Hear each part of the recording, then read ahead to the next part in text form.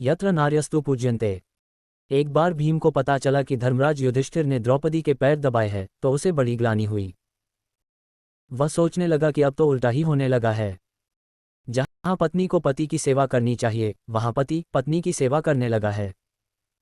ये काम युधिष्ठिर ही कर सकते हैं, मैं तो ऐसा कदापि नहीं करूंगा। बात श्री कृष्ण को मालूम हुई। वे भीम के पास आए और बोले, आज रात्रि को सामने के वटवृक्ष पर छिपकर बैठना और जो कुछ दिखाई दे उसे चुपचाप देखते रहना, पर घबराना बिल्कुल नहीं। इस पर भीम बोला, कृष्ण, तुम मुझ महापराक्रमी को, जिसके नाम से कौरव के खेमे में हलचल मच जाती है, डरने की सलाह दे रहे हो। भीम की ये दंभोक्ति सुन कृष्ण मुस्करा उठे। रात्रि को भीम वटवृक्ष पर जा बैठा। 1.5 प्रहर के बाद उसे नए नए चमत्कार दिखाई देने लगे। एक तेजस्वी पुरुष आया और उसने सामने की भूमि साफ की। फिर वरुण देव ने उस पर जल सिंचन किया। विश्वकर्मा के चाकरों ने आकर मंडप और सिंहासनों की व्यवस्था की। धीरे धीरे एक एक करके द्वारपाल उपस्थित हुए और फिर शुक्र, वामदेव, व्यास, नारद, इंद्रादि देवों का आगमन हुआ और वे यथाक्रम अपने अपने आसन पर विराजमान हुए। इतने में उसे चारों पांडव भी आते दिखाई दिए और उन्होंने भी आसन ग्रहण किया।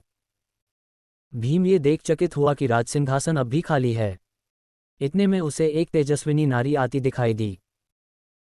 उसे देखते ही सारे देवता और ऋषि मुनि उसके सम्मान में अपने आसन पर उठ खड़े हुए।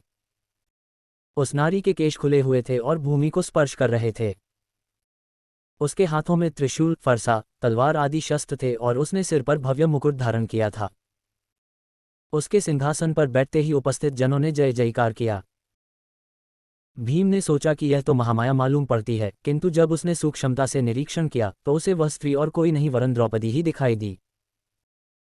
द्रौपदी ने सारे देवताओं से कुशल समाचार पूछे और फिर यम से पूछा कि आज कितने घड़े भरकर लाए हो। यम बोला, देवी, 7 घड़ों में से 6 तो असुरों के रक्त से भरे हैं, पर एक खाली है। वह क्यों भरा नहीं?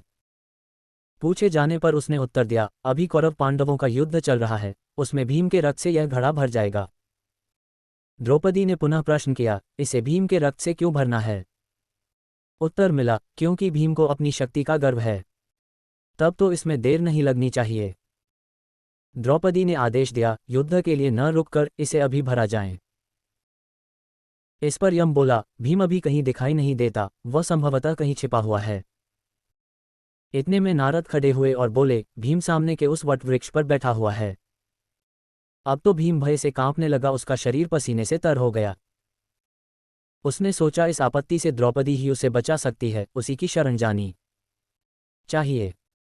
वह वटवृक्ष पर से कूद पड़ा और उसने द्रौपदी के चरण पकड़ लिए। इतने में श्री कृष्ण के शब्द सुनाई पड़े, अरे भीम, इतने पराक्रमी होकर भी तुम अपनी पत्नी के पैर पकड़े हुए हो। इस पर भीम ने उत्तर दिया, द्रौपदी सामान्य स्त्री नहीं है, प्रत्युत साक्षात महामाया है। ये सुन श्री कृष्ण एकदम हंस पड़े और तब भीम के सामने से सारा दृश्य ओझल हो गया। न तो वहां सिंहासन